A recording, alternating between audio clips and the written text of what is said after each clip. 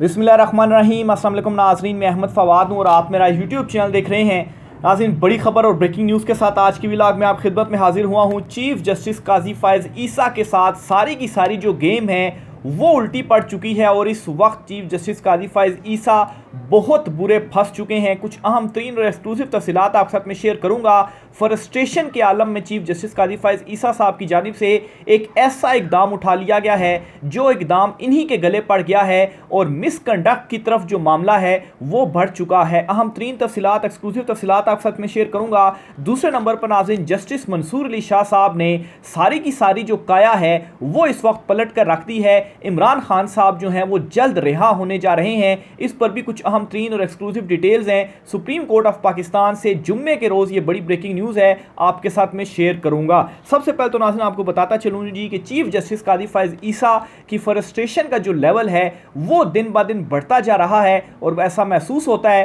कि chief justice काजी फ़ाइज़ ईसा ये जो गुस्सा है ये काबू में नहीं रख पा रहे और ओपन कोर्ट में जिस तरीके से, चूँकि ज़ाहिर सी बात है वो चीफ जस्टिस की कुर्सी के ऊपर बैठे हुए हैं तो उनके सामने अगर कोई वकील आता है तो वो तो उनके सामने उस तरह से नहीं बोल पाएगा, लेकिन चीफ जस्टिस जो हैं वो मामलात के अंदर मज़ीद उलझते जा रहे हैं। अब इस हवाले से कुछ डिटेल्स तो मैंने कल भी शेयर की थी कि जो मनाल रेस्टोरेंट वाला मामला था, इस मामले के ऊपर चीफ जस्टिस काजी फ़ाइज़ ईसा जो हैं वो इस कदर जो है वो कल गुस्से में थे या फ्रस्ट्रेटेड थे कि मामला मनाल रेस्टोरेंट से मुतलिक था, लेकिन इसमें भी इमरान खान साहब को चीफ जस्टिस काजी फ़ाइज़ ईसा जो हैं वो नहीं भूले और 190 मिलियन पाउंड वाला जो केस है इसके ऊपर चीफ जस्टिस काजी फ़ाइज़ ईसा की जानिब से बेजा या आप कहें कि गैर ज़रूरी या गैर जिम्मेदाराना आप इसे कह सकते हैं, क्योंकि चीफ जस्टिस की जो पोस्ट है वो बड़ी पोस्ट और बड़ी जिम्मेदारी वाली पोस्ट है। इस केस में उनकी जानिब से रिमार्क्स दिए गए और चीफ साहब ने एक मरतबा समात के दौरान साइफ़र केस से मुतलिक इमरान खान साहब जब वो वीडियो लिंक के ज़रिए पेश हुए थे तो उन्होंने बात की तो चीफ साहब ने ये कहकर जी रोक दिया था कि ये साइफ़र केस है, हो सकता है ये मामला हमारे सामने आ जाए तो इसके ऊपर जो है वो गुफ्तगू नहीं करनी चाहिए। और ख़ुद एक ज़ेरे समात केस के ऊपर ऐसे रिमार्क्स उनकी जानिब से सामने आए कि आलमोस्ट उन्होंने तो इमरान खान साहब को इंडायरेक्टली ज़िम्मेदार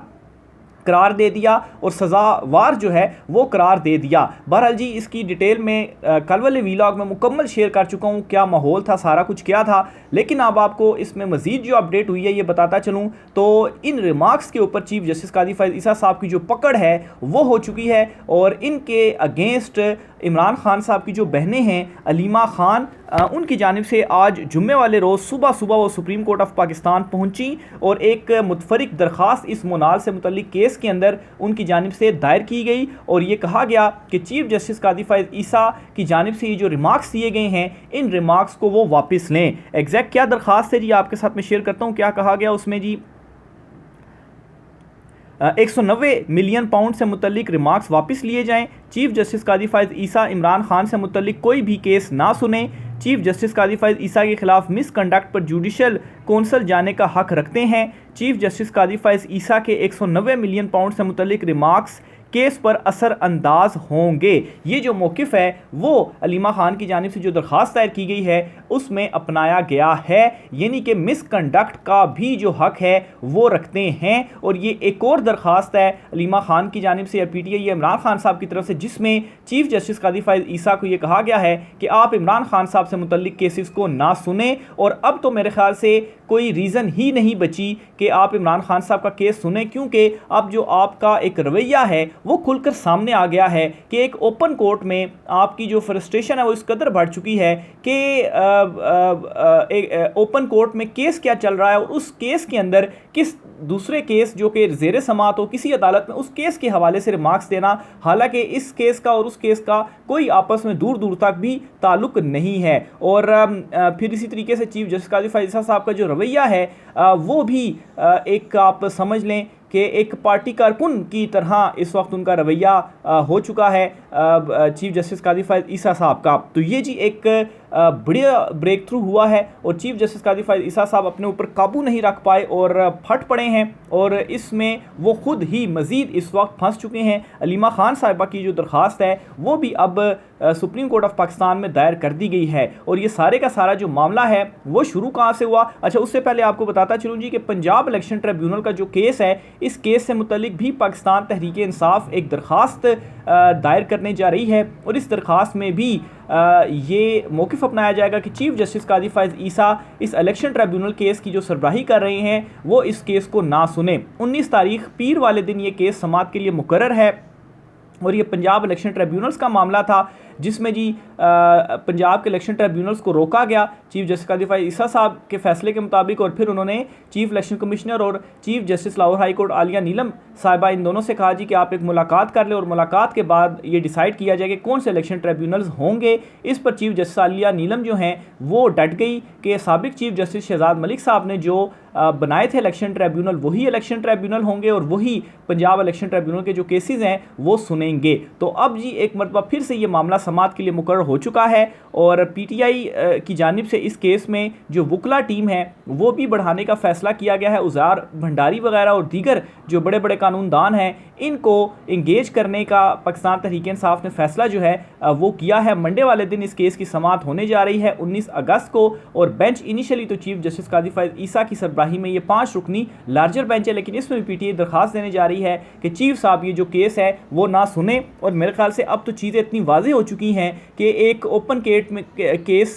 कोर्ट के अंदर केस चल रहा था, केस कुछ और था और काजी साहब जो हैं वो कुछ और रिमार्क्स दे रहे थे। यहाँ तक कि मीडिया नुमाइंदों के ऊपर या बहुत सारे जो मीडिया दोस्त हैं हमारे जो यूट्यूब चैनल्स पर भी अपने प्रोग्राम्स करते हैं उन पर भी इनडायरेक्टली इस तरह की इजहार बरहमी चीफ साहब की जानिब से किया गया कि उनके प्रोग्राम शायद उनको पसंद नहीं आ रहे, जो वो ख़बरें दे रहे हैं शायद काजी साहब को वो पसंद नहीं आ रही और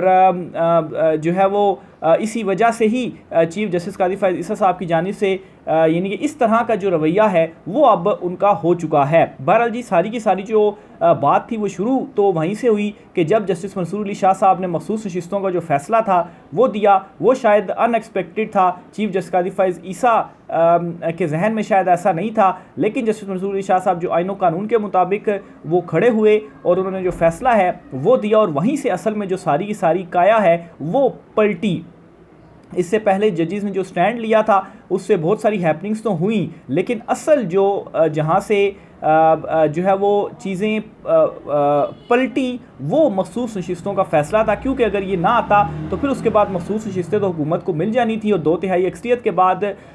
जुडिशल जो पैकेज था वो भी आना था और चीफ साहब की जो एक्सटेंशन थी फिर वो भी हो जाती। तो ये सारी चीज़ें नहीं हो पाई क्योंकि चीफ जो मुस्तकबिल के चीफ जस्टिस मंसूर अली शाह साहब वो टट गए और उनकी जानिब से ये जो बड़ा फ़ैसला था वो दिया गया। दूसरी तरफ जी आपको बताता चलूँ कि इमरान खान साहब की जानिब से एक और जो मैसेज है वो भी आया है और इसमें इमरान खान साहब ने कहा है कि चीफ जस्टिस काजी फायज़ ईसा को फैज़ाबाद कमीशन और भुट्टो का केस याद आ गया, लेकिन हमारी पिटीशन नहीं सुन रहे। पिंडी के साबिक कमिश्नर ने एक बात ठीक कही थी, उनका मसला ये है 8 फरवरी को पीटीआई इलेक्शन जीत गई, चीफ जस्टिस और इलेक्शन कमीशन फ्रॉड इलेक्शन को छुपा रहे हैं, ये चाहते हैं पीटीआई को मखसूस नशिस्तें ना मिलें और ये आइनी तरमीम कर सकें। तो ये इमरान खान साहब की जानिब से भी अडयाला जेल में गैर रस्मी गुफ्तगू की गई और मज़ीद उन्होंने कहा कि chief election commissioner, chief justice Pakistan Qazi Faez Isa, chief justice Islamabad high court Aamer Farooq ये सारे लंदन प्लान का हिस्सा थे। और देखें चीफ साहब भुट्टो का केस और दीगर केसेस लगा रहे हैं, उनको सुन रहे हैं, लेकिन पीटीआई का ये 8 फरवरी का जो केस है वो नहीं सुन रहे, ना ही उसको लगा रहे हैं। तो बहरहाल जी ये एक पूरी चार्जशीट है जो कि पीटीआई की जानिब से चीफ जस्टिस काजी फायज़ ईसा के ऊपर लगा दी गई है। दूसरी तरफ नाजरीन, नवाज़ और शहबाज जो हैं ये अब एक दूसरे के साथ नूरा कुश्ती खेलने में लग पड़े हैं। पहले तो पीपल्स पार्टी और नून लीग नूरा कुश्ती खेलती थी और अब ये दोनों भाई आपस में नूरा कुश्ती खेल रहे हैं। और वो कैसे, एक तरफ नवाज शरीफ मुंह बनाकर बैठे हुए हैं कि जो महंगी बिजली है वो हमें कबूल नहीं है और इसी तरह के जो बयानात हैं उनकी जानिब से दिए जा रहे हैं, और दूसरी तरफ जी उनके अपने भाई की जो हुकूमत है, इन्हीं की हुकूमत है, ये बिजली महंगी पे महंगी करते जा रहे हैं। और शहबाज शरीफ साहब फरमाते हैं कि जो बिजली है वो महंगी इमरान खान साहब की वजह से हो रही है। अरे भाई, इमरान खान साहब ने ऐसे कौन से मुआहदे कर दिए थे जिसकी वजह से जो बिजली है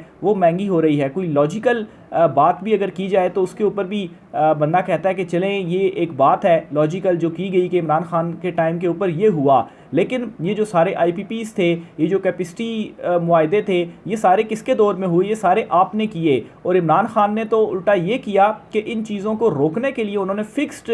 कर दिया डॉलर का रेट, यानी कि ये जो अभी इन कंपनीज़ को पेमेंट डॉलर्स में हो रही है तो ये 148 के हिसाब से हो रही है। उस टाइम इमरान खान साहब ने यहाँ पर फिक्स कर दिया था ये, क्योंकि मुआहदे हुए हुए थे। तो अगर अभी इमरान खान वो फिक्स ना हुए तो होते तो अभी ये जो बिजली थी हमें 280 रुपये की, क्योंकि डॉलर 280 रुपये का हो गया है तो 280 के हिसाब से पड़ती, यानी कि जिन लोगों के अभी 50-50 हज़ार बिल आ रहे हैं उनके जो बिल थे वो लाख लाख रुपए आना था। तो अभी भी ज़्यादा बिलों के बावजूद भी आप ये समझिए कि इमरान खान की वजह से ही आपके बिल इससे कम आ रहे हैं, आधे आ रहे हैं। और ये इनकी वजह से इस वक्त जो बिजली के बिलों में इतना इजाफा है वो हुआ है। लेकिन उसके बावजूद भी ये कहते हैं जी कि इमरान खान जो है वो बिजली उसकी वजह से महंगी हुई है, और एक तरफ बड़े मियाँ हैं वो मुंह बना के बैठे हुए हैं, नाराज़ हो जाते हैं कि बिजली क्यों महंगी की जा रही है। अरे भाई बिजली महंगी की जा रही है तो आप अपने भाई से कहें ना, या आपके भाई के बेटे ने या आपके लोगों ने जो ये कंपनीज IPPs वगैरह इसमें जो 80% पाकिस्तानी इनके साथ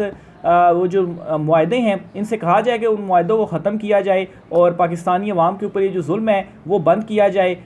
उस टाइम तो कहा जाता है कि ये इनके साथ जो मुआहदे हुए ये आलमी अदालत में चले जाएंगे और हमें नुकसान हो जाएगा। अब क्या शहबाज शरीफ का बेटा सलमान शहबाज जिसकी कंपनी है वो अपने बाप के ख़िलाफ़ या अपने ताया के ख़िलाफ़ जाएगा कोर्ट में कि भाई ये मुआहदे हुए तो हमें जो पैसे हैं वो दिए जाए? उनको नज़र नहीं आ रहा कि ये जो बिजली है इससे कितना जो बोझ है वो आवाम के ऊपर पड़ रहा है। लेकिन क्या है, नूरा कुश्ती है और एक्टिंग है जो कि इनकी जानिब से की जा रही है।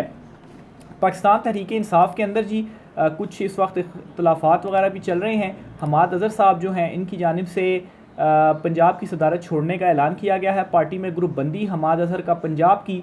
सदारत छोड़ने का ऐलान। हमाद अज़हर ने पार्टी में लॉबिंग और मखसूस अफराद की इजारादारी पर शदीद एहतजाज करते हुए क़यादत को ऐसे लोगों की निशानदेही कर दी। पंजाब की तंजीम में बहुत सारे ऐसे फ़ैसले हुए जिन पर ना तो मेरी राय शामिल थी ना ही रजामंदी थी। कुछ फ़ैसले मेरिट के बजाय लॉबिंग की बुनियाद पर किए गए और इमरान खान को एकतरफ़ा मालूमात पहुँचा कर तस्वीर का दूसरा रुख पेश किया गया। अच्छा, ये लॉबिंग बिल्कुल हो भी रही है और इस वक्त बैरिस्टर गौहर जो हैं उनको भी कुछ लोगों की शायद कोशिश है, शिबली फराज साहब की, ये ज़रा चेयरमैन के अहदे से हट जाएँ और हम जो चेयरमैनशिप है वो हमारे पास आ जाए। तो इस किस्म की जो चीज़ें हैं वो पाकिस्तान तहरीक इंसाफ के अंदर हो रही हैं। खैर, इमरान खान साहब जब बाहर आएंगे तो इन तमाम तर चीज़ों से कोई भी फ़र्क नहीं पड़ेगा, क्योंकि इमरान खान बाहर आए तो जो फ़ैसला इमरान खान का वही फ़ैसला होगा, क्योंकि PTI इमरान खान या बाकी लोगों की तो कोई ऐसी वैल्यू नहीं है कि वो ख़ुद से कोई सीट भी जीत सकें। तो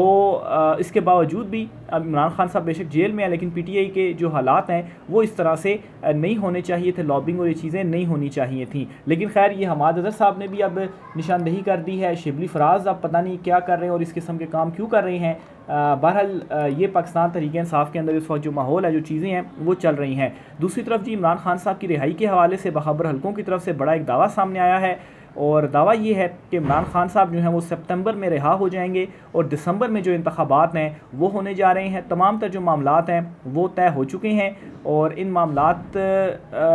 के साथ ही चीज़ों को आगे ले जाया जाएगा और एक बयानिया फ़राहम किया जा रहा है इस वक्त नून लीग को भी कि आपकी जो हुकूमत थी वो पहले जनरल फैज़ या चीफ जस्टिस उस वक्त के साकिब निसार जो हैं उनकी जानिब से गिराई गई और इसी बयानी के साथ ताकि वो पब्लिक में जा सकें जब इलेक्शन हो। लेकिन यह है कि मामलात तय हो चुके हैं और इमरान खान साहब अगले महीने सितंबर में रिहा भी होंगे और फिर उसके बाद अबूरी सेटअप और दिसंबर में जो आम इंतखाबात हैं वो होंगे। तो ये जी कुछ दावे किए जा रहे हैं। फ़खरुर रहमान साहब हैं सीनियर सहाफ़ी, उनकी जानिब से ये जो बड़ा दावा है अपनी ट्वीट की शक्ल में वो किया गया है। जनरल बाजवा निगरान दौर में 6 माह से 1 साल की एक्सटेंशन चाहते थे। ये ख्वाजा आसिफ साहब की जानिब से बड़ा इंकशाफ किया गया है। जनरल बाजवा की बात नहीं मानी तो धमकियाँ दी। एक सिटिंग में कहा कि मार्शल लॉ लगा दूंगा। जनरल बाजवा ने कहा कि फैज़ हमीद का नाम ड्रॉप कर दिया जाए। जनरल बाजवा और फैज़ हमीद का बड़ा करीबी ताल्लुक़ था, ये ख्वाजा आसिफ साहब की जानिब से कहा गया है। अब इस हद तक तो ये बात की कंफर्मेशन हो सकती है कि जनरल बाजवा साहब ये ज़रूर चाहते थे कि जो तमाम तर मामलात हैं, चूँकि उनकी मुद्दत ख़त्म हो रही थी, तो तमाम तर मामलात इवन के नए इंतखाबात जो हैं वो अपने ही टेन्योर के अंदर वो करवा दें और उसके बाद वो रुखसत हो जाएं। इस वजह से वो चाह रहे थे कि कुछ माह की जो एक्सटेंशन है वो दे दी जाए और 6 माह ख्वाजा आसिफ साहब की जानिब से बताया गया है, लेकिन खैर एक्सटेंशन नहीं हो सकी और फिर उसके बाद नए आर्मी चीफ जो हैं आसिम मुनीर साहब, उनकी तैनाती होगी। बहरहाल जी इस हद तक तो आप कह सकते हैं कि ख्वाजा आसिफ साहब दुरुस्त कह रहे होंगे, क्योंकि जनरल बाजवा की तरफ से भी ये जो चीज़ थी वो सामने आ गई थी। दूसरा ज़ाहिर सी बात है, जनरल फैज़ और जनरल बाजवा जो थे वो वाकई बड़ा उनका करीबी साथ था, लेकिन एट द एंड फिर जो मामलात थे वो गड़बड़ भी हुए। तभी तो आप देखेंगे जनरल फैज़ जो है वो फिर जिस तरह से DGSI का जो ओहदा था उससे उनको तब्दील किया गया और फिर लास्ट में जो है वो उनकी पोस्टिंग कहाँ पर हुई। तो बहरहाल जी ये आज की अहम तरीन कुछ तफसीलात थी। राय का इज़हार कीजिएगा। इजाज़त दीजिए। अल्लाह हाफ़िज़।